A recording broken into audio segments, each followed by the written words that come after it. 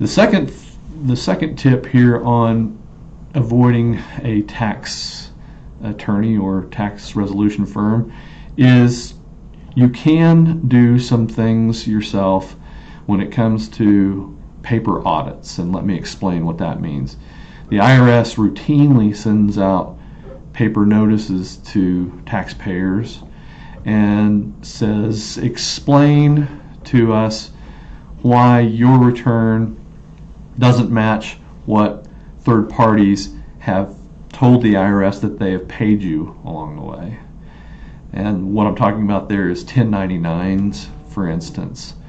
So if you've got minor mistakes there or things that need to be shorn up with the IRS, such as these reporting type matters aren't jiving with your tax return, by all means you can certainly discuss those things with the IRS, and it probably would save you a lot of time and money to go ahead and do those things for yourself.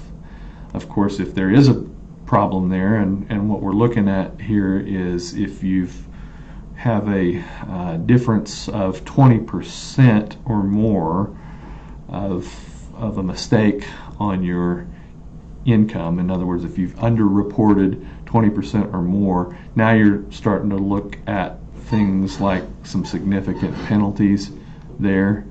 That would be a reason why you might hire a tax professional to take care of that issue for you. All right.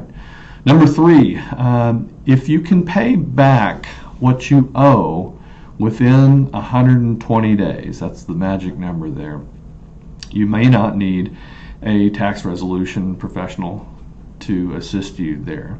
You can call the IRS in those situations and obtain a reprieve, 120 days or so, to pay your taxes, and they will do that pretty routinely if you can convince them that you, for instance, have a windfall coming down the pipe, or you've got somebody who's going to assist you in paying off that debt within 120 days.